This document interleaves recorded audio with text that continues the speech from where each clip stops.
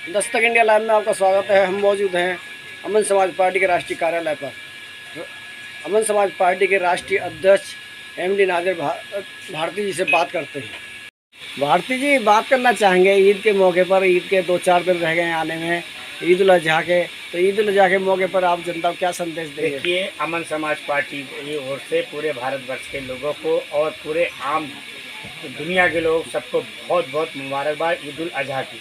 देखिए, ये ऐसा त्यौहार है जो अल्लाह को कुर्बानी पसंद है और अल्लाह को जो पसंद है वो मुसलमान उस चीज़ को करता है। मगर एक बात का मुसलमान ध्यान रखे, सबसे पहले जो भी कुर्बानी करें बड़े एहतियातन करें, आराम से करें और खुले में ना करें, अपने घर के अंदर करें और उसका जो भी एक्स्ट्रा सामान है उसे तरीके से पैक करके उसे एमसीडी के जहाँ बॉक्स हैं वहाँ दें और सही जगह पे दें, जिससे कि और लोगों को इससे दिक्कत ना हो।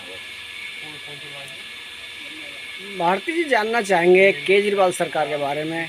केजरीवाल जी सत्ता में आने से पहले भ्रष्ट नेता, वो कांग्रेस के हों या बीजेपी के हों, सबको जेल में डालने की बात करते थे और लोकपाल बिल पर अपनी सरकार बनाई थी। देखिए ये मगर आज वो सभी नेताओं के साथ बैठक करके बड़े प्यार से बातचीत कर रहे हैं। केजरीवाल हम पहले से बता चुके हैं, ये बीजेपी की बी टीम है, आरएसएस का छोटा रिचार्ज है। ये केजरीवाल वो केजरीवाल है जो बड़ी बड़ी बातें करता था और बड़े बड़े दावे करता था, ये लंबी लिस्टें लिए घूमता था कि इन्हें जेल भेजूंगा, उन्हें जेल भेजूंगा, ये करूंगा, वो करूंगा। आज उन्हीं लोगों के साथ ये मीटिंग कर रहा है, उन्हीं लोगों से कह रहा है मेरा अध्यादेश पास कराओ, मुझे बचाओ। अरे भाई केजरीवाल जी, ड्रामे बंद करो। ये बीजेपी की चाल जो तुम चल रहे हो इसे बंद करो। लोग समझ चुके हैं, कांग्रेस तुम्हें समझ चुकी है, कांग्रेस तुम्हारा साथ नहीं देगी। कांग्रेस को चाहिए भी, और जो पार्टियां हैं, जितने लोग हैं, केजरीवाल का साथ मत दो। केजरीवाल से अलग अपना एक संगठन बनाओ, क्योंकि केजरीवाल बीजेपी की बी टीम है। ये तुम्हारे संगठन में एक दीमक की तरह काम करेगा, तुम्हारे संगठन को क्या नाम है, दीमक की तरह खा जाएगा। इसका नाम केजरीवाल है, झूठों का सरदार केजरीवाल। सबसे बड़ी बात यह है, देखिए ये केजरीवाल कहीं भी सच्चा साबित नहीं हुआ आज तक। जहाँ भी जो इनने वादे करे, जो बातें करी, अपने मुंह की खुद इनने अपने आप थूका, अपने आप चाटा। इसलिए केजरीवाल भरोसे लायक नहीं है। केजरीवाल चाह रहा है कि मैं प्रधानमंत्री बनूंगा। अरे केजरीवाल जी, प्रधानमंत्री तो दूर बनने की, तुम मुख्यमंत्री बन गए, ये बहुत बड़ी बात है। जनता ने तुम्हें दिल्ली की मुख्यमंत्री बना दिया। और हाँ, एक चीज़ और है, सबसे बड़ी एक बात बताइए ध्यान से, दिमाग से, जहाँ कांग्रेस है वहीं अपनी टांग क्यों अड़ाता है, वहीं क्यों ये दिक्कत करता है, और जहाँ बीजेपी की हुकूमतें वहाँ चुनाव क्यों नहीं लड़ता है बीजेपी के खिलाफ। जहाँ बीजेपी की हुकूमतें उनके खिलाफ इलेक्शन लड़े ना, उनके खिलाफ काम करे, वहाँ नहीं लड़ेगा। मगर जहाँ कांग्रेस का हो सकता है उनको ये अंदाजा होगा मैं बीजेपी से टक्कर नहीं ले पाऊंगा। नहीं, टक्कर की बात नहीं है, एक राजनीतिक पार्टी की टक्कर का कोई मसला नहीं है। जब ये आए थे पहली बार में, जब क्या नाम है, पूरे भारत में इन्होंने कैंडिडेट कैसे खड़े कर दिए थे, टक्कर जब पूरे ऑल इंडिया की टक्कर थी, क्यों कांग्रेस को इन्हें भगाना था, बीजेपी का आरएसएस सपोर्ट था। ये सब दिखावा है केजरीवाल का, ये बेवकूफ़ बनाने के फार्मूले हैं।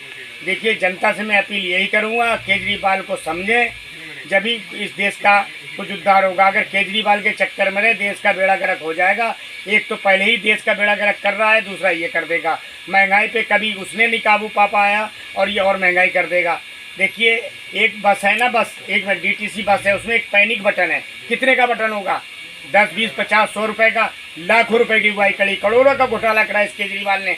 बताइए, पैनिक बटन के नाम पे बटन होता कितने का है वो है, उसके नाम पे इनने करोड़ों का घोटाला करा। बताइए कि क्या नाम है, केजरीवाल कहाँ सच्चा है। और लोकपाल के लिए रोता था, लोकपाल के लाएंगे, ये लाएंगे, आज लोकपाल कहाँ है। अगर लोकपाल लागू होता है, सबसे पहले अब केजरीवाल जेल जाएगा, क्योंकि लोकपाल के हिसाब से केजरीवाल अब भ्रष्ट है और भ्रष्टाचारी है, कहीं सच्चा नहीं है। और इसके नेता जो हैं वो भी भ्रष्टाचार में लिप्त हैं, बिना वजह ये टांग खींचते हैं। अरे भाई, जनता के लिए आया। आपने कही केजरीवाल जी देश का बेड़ा गर्क कर देंगे, और इससे पहले आप कई खबरों में भी कह चुके हो कि मोदी जी भी देश का बेड़ा गर्क कर देंगे। मैंने अभी भी कहा। मैं जानना चाहूँगा आपसे कि देश को कौन चला सकता है? भाई, देश को वही चला सकता है जिसकी सोच अच्छी हो, जो सेकुलर सोच हो, जिसे ये ना हो हिंदू मुस्लिम ये नहीं होना चाहिए, देश के हित में होना चाहिए। एक तरफ तो हम देश हित की बात कर रहे हैं, दूसरी तरफ हिंदू मुस्लिम की बात कर रहे हैं। कौन सा तरीका है ये? देखिए, मोदी सरकार इससे उठ के अलग हट के बात करे। ये हिंदू मुस्लिम का जब तक राज चलेगा, जब तक देश तरक्की नहीं कर सकता। देश इतिहास गवाह है।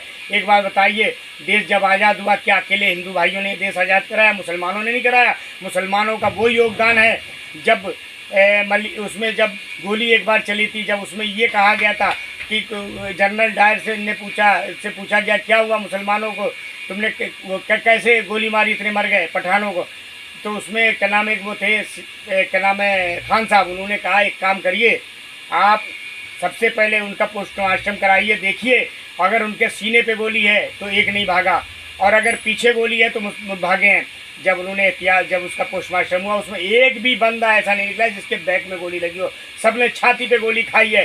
ये बहु भारत देश है, मुसलमान की आज़ादी और मुसलमान की कुर्बानी ये आरएसएस क्या समझेगी, ये बीजेपी क्या समझेगी, ये मोदी क्या समझेंगे। इन्होंने कभी देश के हित में भाग लिया हो जब तो समझ सकते हैं, मगर मुसलमान देशभक्त है और रहेगा और था। देखिए, इसीलिए मैं ये कहता हूँ कि आप हिंदू मुस्लिम छोड़िए और देश के हित में काम कीजिए। जय हिंद, जय भारत।